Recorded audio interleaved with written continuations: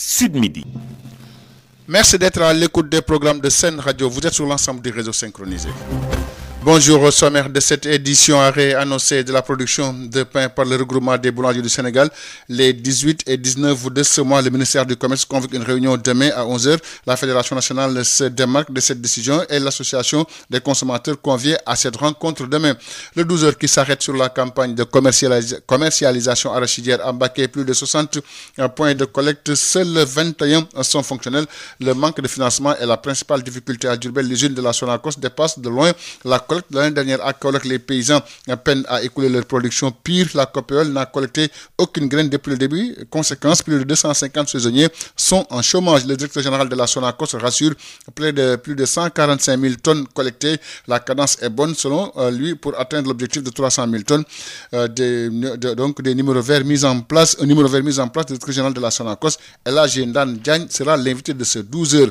Réforme du code de la famille des avances notées, mais il y a toujours des contraintes selon Madame Diouf, Ami Bernadette John, elle était l'invitée de l'émission Objection. Et puis en Foundiougne, les femmes enseignantes veulent faire des hommes leurs alliés dans la lutte contre les mariages et grossesses précoces.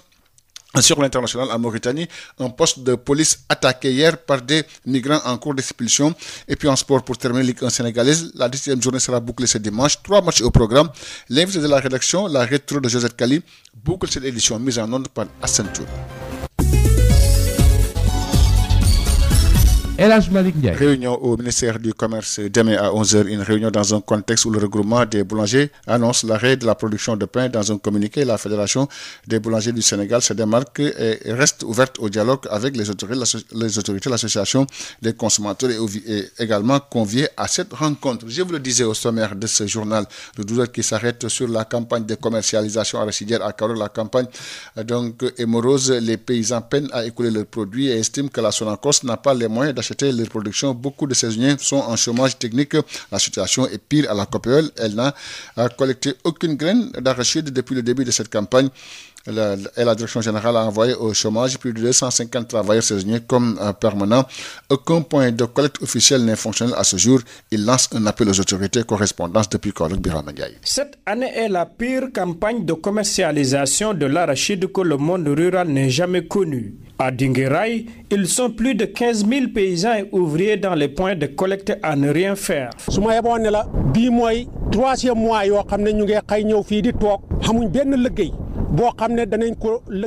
Je puis te dire que nous sommes au 3e mois où nous n'avons rien à faire. Tu vois tout ça? C'est des machines et il y a 25 villages aux environs et ses habitants travaillaient ici sans compter ceux de Taïba Niassène, de Porokhane, de Keur Maba Diakhou ou de Keur Maba Awa. Idem pour les femmes. Ces femmes percevaient entre 4 000 et 5 000 francs par jour. Ici à Dinguiraye, 3 usines chinoises sont installées ici et il y avait jusqu'à 300 travailleurs. Ils percevaient entre 15 000 et 20 000 francs par jour. Mais depuis l'élection de ce nouveau président, c'est la croix et la bannière. Nous vivons le calvaire.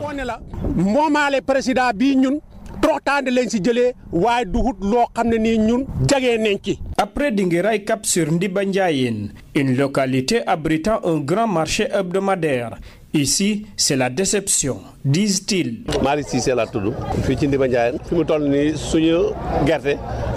Nous n'avons pas où vendre notre arachide. On se démerde pour convoyer nos arachides à la Sonacos, mais l'usine nous renvoie à Mali Militari et ne parvient pas à acheter nos chargements. Elle a un problème de trésorerie, c'est avéré. Tu vois, j'ai un ami qui est là-bas avec ses camions. Il y a 2 semaines, jusqu'à présent, il n'arrive pas à percevoir son dû. La Sonacos n'a pas d'argent. Elle est en train de tromper la population.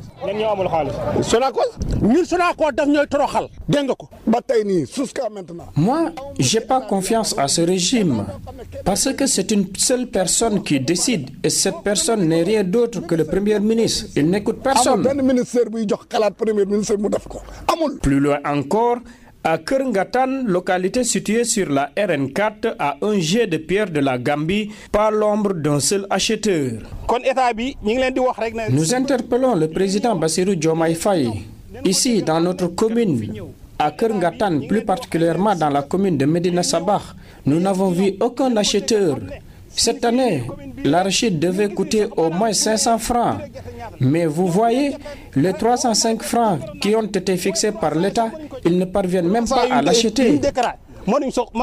En dehors de ces cultivateurs particuliers, la Copéol est au point mort.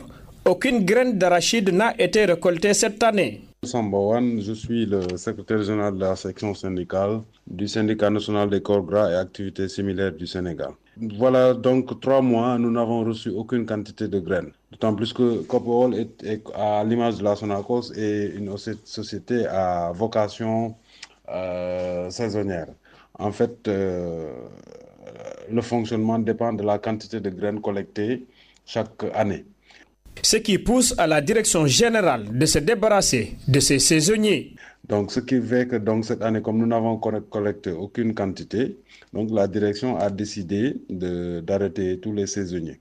Et en même temps, il a décidé d'amener en chômage technique une bonne partie du personnel permanent. Cela va s'ajouter à la longue liste de travailleurs qui ont perdu leur emploi. Environ 200 à 250 donc, pères de famille vont aujourd'hui chômer. Suffisant pour qu'il lance un appel au président Bassirou Diomaye Faye. Président, du loo xam ne mënatul a continuer su nekkee ne nag daf ci jàpp pour mu continuer ñun xeewut ñu ay ci ay buum de. J'en profite maintenant pour lancer un appel aux autorités. Je voudrais vraiment faire savoir aux autorités aujourd'hui, pour la pérennité de la filière arachidière, ils ont le droit et le devoir d'accompagner des industries comme Copéol. La Sonacos à elle seule ne peut pas absorber toutes les quantités de graines. Cette situation est similaire dans tout le Saloum. Les paysans peinent à écouler leur production et le prix de kilogramme est à 275 francs au plus. Selon eux, la Sonacos est confrontée à un problème de trésorerie. Tous les ouvriers qui s'activaient dans les points de collecte sont à chômage actuellement et vivent le calvaire. Cette situation s'est empirée à l'usine Copéol de Kaolack où tous les saisonniers ont été remerciés. Sur FM Kaolack, Birama Ndiaye. Birama Ndiaye, plus de 20 000 tonnes d'arachide collectées dans le département de Mbacké où sur 60 points de collecte, seuls 21 sont fonctionnels. Du côté des huiliers, les activités de transformation se poursuivent, mais le manque de financement constitue la principale difficulté, nous dit Toutissé. La suspension de l'exportation des graines d'arachide est une aubaine pour les huiliers de Touba. Ceux-ci qui étaient confrontés à d'énormes difficultés pour avoir de la matière première se disent satisfaits de la campagne de commercialisation. Ousmane Diakhaté est le président du Raziat, le regroupement des acteurs du secteur agro-industriel de Touba. Cette mesure nous a permis à cette période d'avoir accès à la matière première, ce qui n'était pas le cas les campagnes précédentes. Donc pour nous, c'est une campagne satisfaisante dans la mesure où on a la matière. En ce qui concerne nos objectifs, on ne peut pas le quantifier en chiffres. Notre objectif, c'est de travailler une bonne partie de l'année. Travailler jusqu'au mois de décembre. 154 unités de transformation existent à Touba avec une capacité de près de 900 tonnes par jour. Techniquement, les unités de transformation du Raziat peuvent transformer jusqu'à 1200 tonnes d'arachide coque par jour. Ce qui fait environ 900 et quelques tonnes d'arachide décortiquées. Mais ça, c'est la capacité de l'ensemble des membres du Raziat. Cependant, il est très difficile pour que toutes ces usines soient en fonctionnement. Selon Ousmane Diakhaté, des difficultés ne manquent pas. La première, c'est l'accès au financement. En début de campagne, nous avions formulé des demandes de prêts au niveau des institutions financières. Nous n'avons pas encore de réponses favorables. Il n'y a que les institutions de microfinance qui nous ont soutenus. Ce qui fait qu'aujourd'hui, sur les 154 unités de transformation qui composent la Raziat, il y a une cinquantaine qui est en fonctionnement. L'autre difficulté aussi, c'est quand on transforme l'arachide, il y a 60% de tourteau.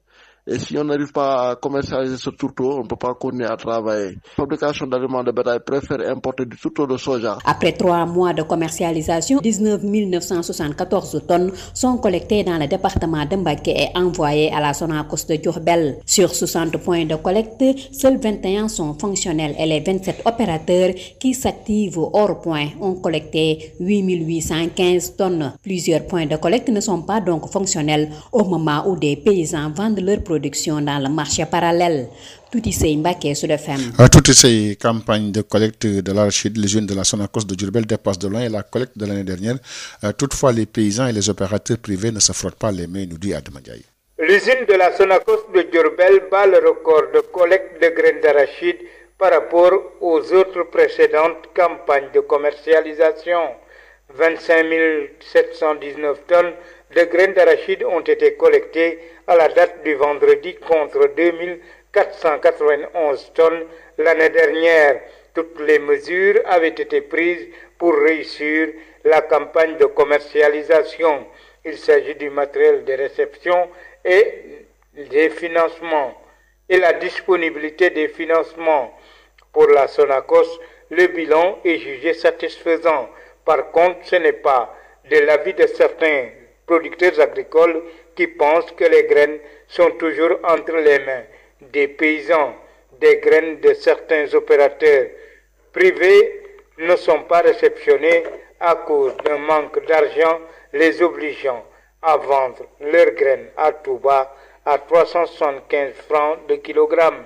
Les opérateurs privés stockeurs ne se frottent pas les mains cette année.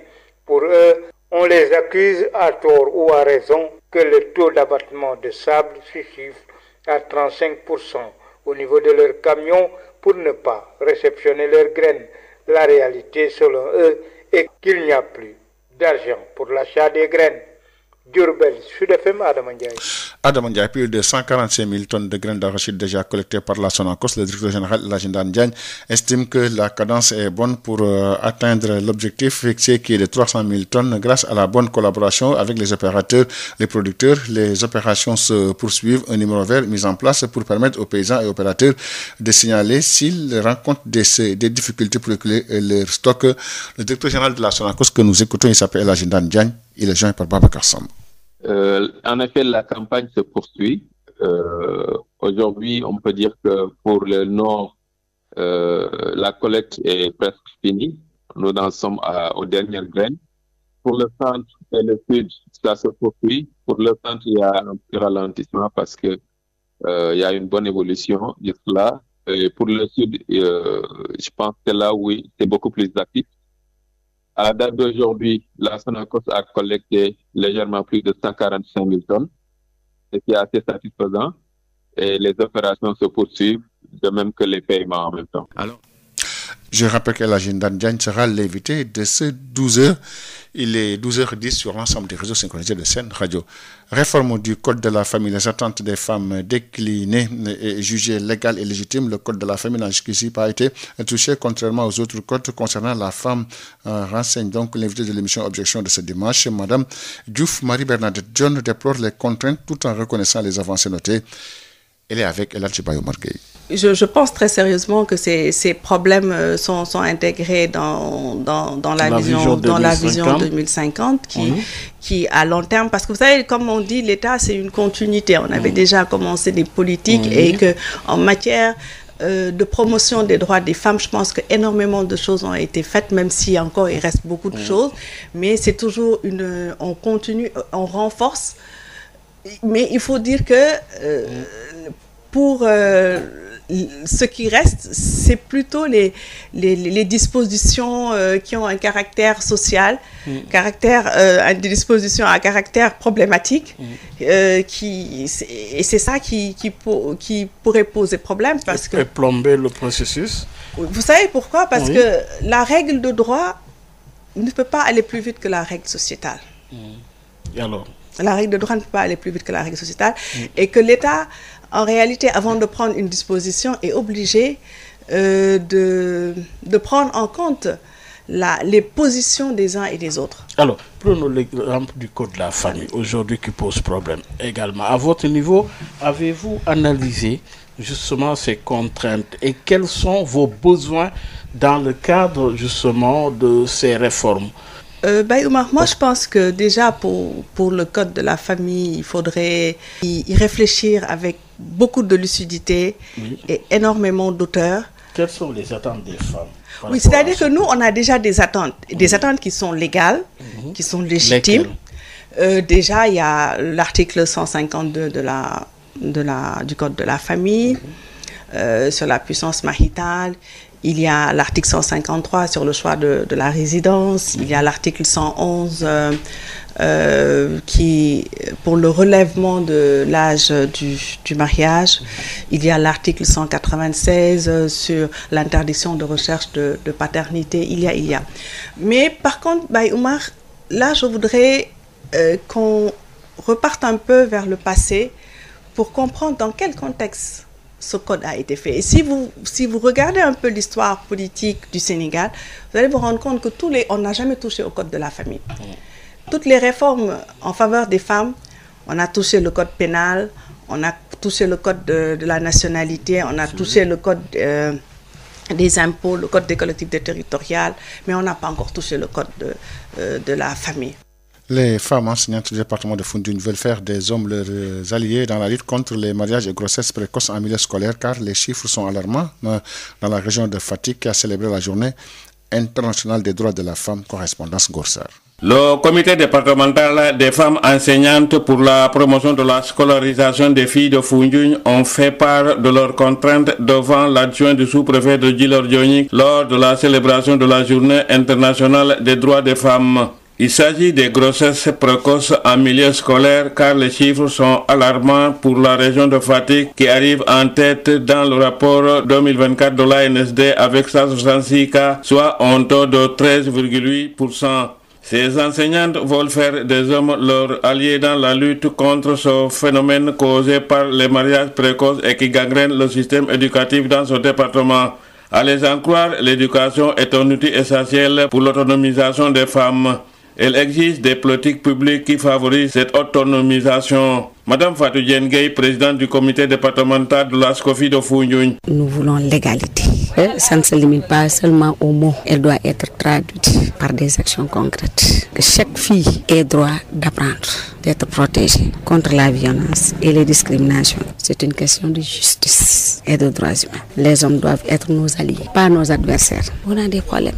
Les garçons, des fois, ils se donnent à Barça ou Barsac ou bien au Moto Jakarta. Ce sont ces mêmes garçons qui vont venir et prendre nos jeunes filles en mariage. Il y a toujours des mariages d'enfants. Là aussi, il faut que les parents se ressaisissent et donner une fille de 12 ans, 13 ans en mariage. Nous interpellons aussi les jeunes filles, qu'elles croient en elles-mêmes. En 2024, les observatoires et l'ANSD, ils ont découvert que la région de Fatick a eu le taux le plus élevé en grossesse en milieu scolaire. Et ces grossesses-là, on les trouve dans le cycle moyen, 6e, 5e jusqu'à 3e. Ces enseignantes vont procéder à l'évaluation de toutes les activités menées durant 12 mois pour élaborer un nouveau plan d'action pour le maintien des filles à l'école. Gorsar, Fatick, Sud FM. Gorsar, les autorités administratives veulent accompagner les femmes pour relever les défis de l'accès et du maintien des filles à l'école. Mamoudou Guène, adjoint du sous-préfet de Djilor-Diogny, que nous écoutons, il est avec Gorsar. Le discours campé sur d'abord l'historique un peu de cette journée internationale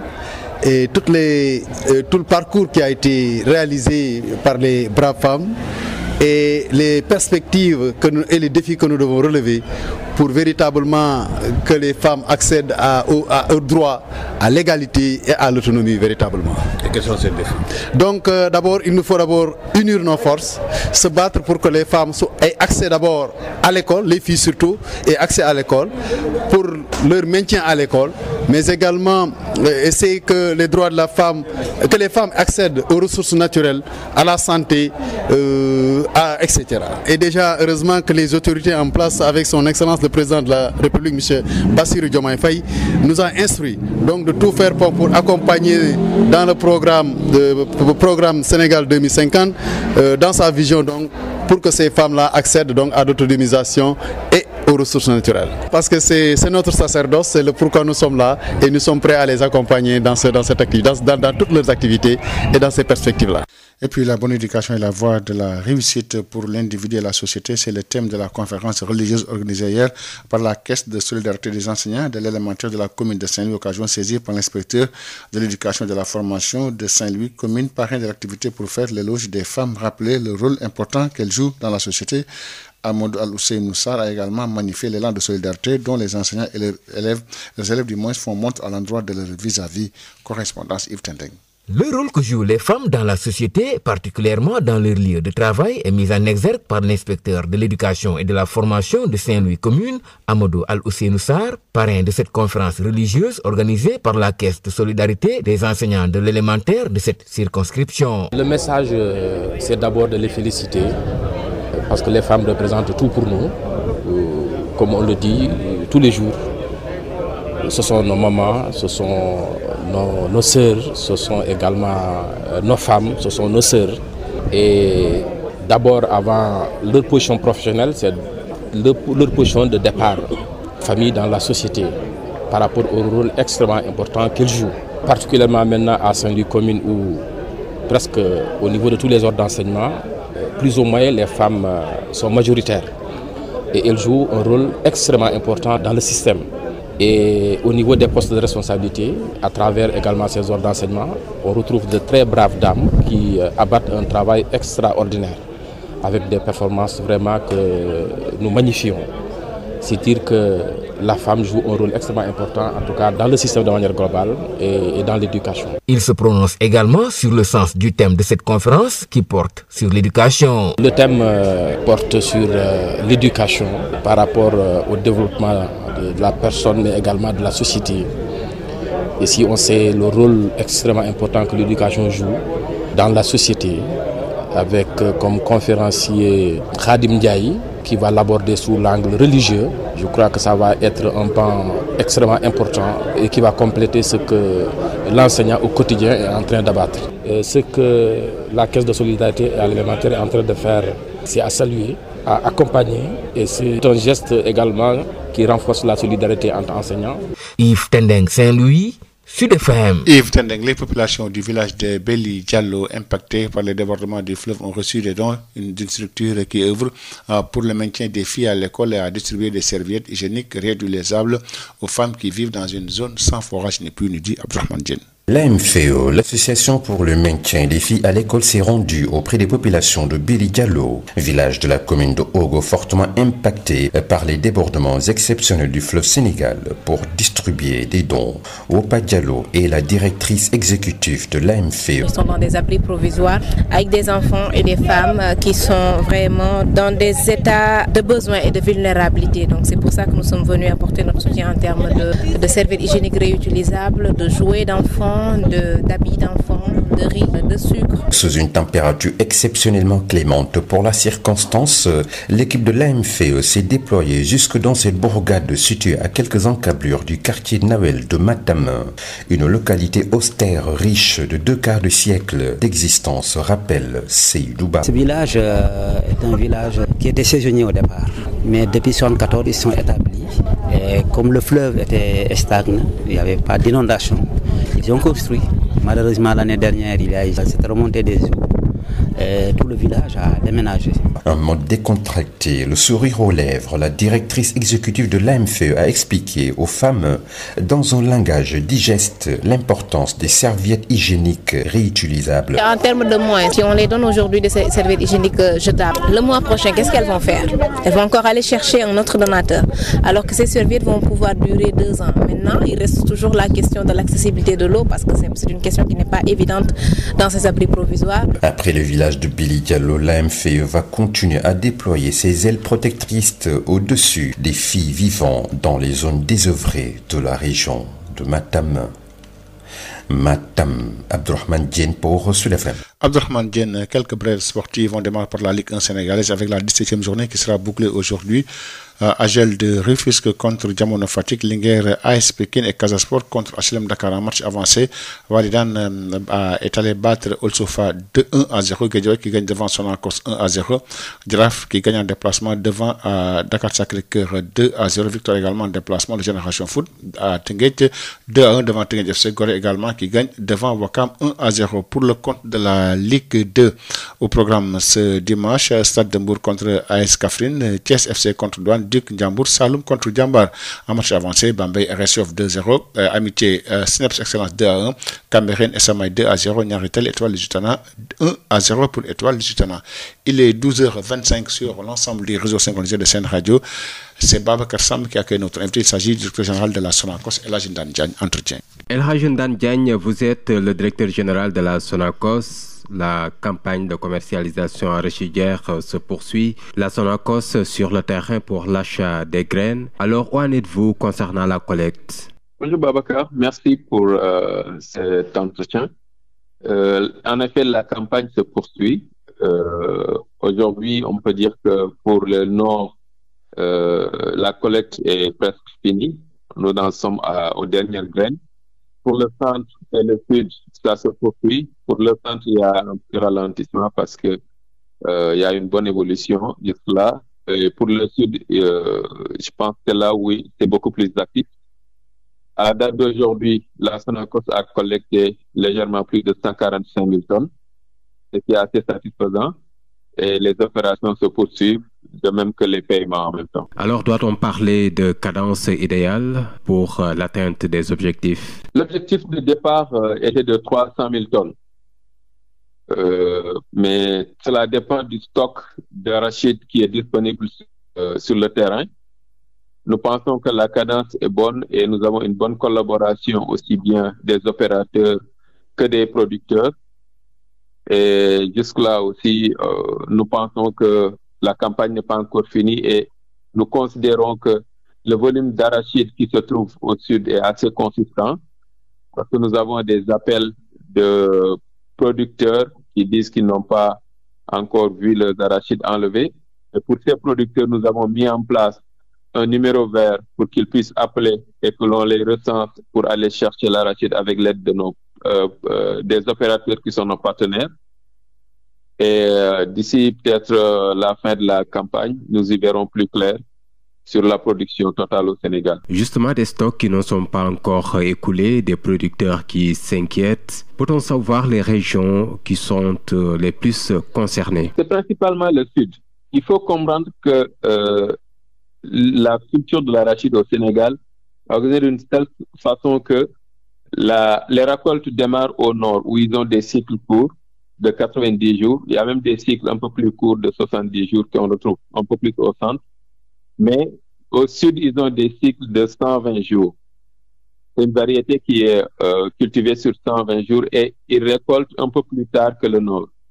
Donc, au moment où on démarre la campagne, elle devient assez timide au sud, mais plus tard, quand ça finit au nord, ça démarre au sud et ça se renforce. Donc, aujourd'hui, il y a un grand rush de production et de vente.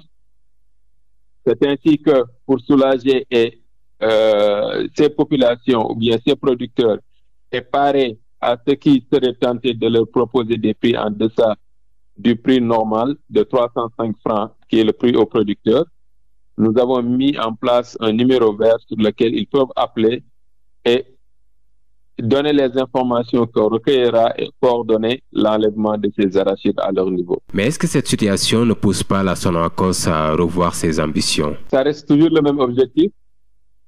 Pour l'atteinte, on verra ce qui est disponible sur le terrain. El Hadji Ndane Diagne, merci beaucoup. Merci Babacar. Je rappelle que vous êtes le directeur général de la Sonacos.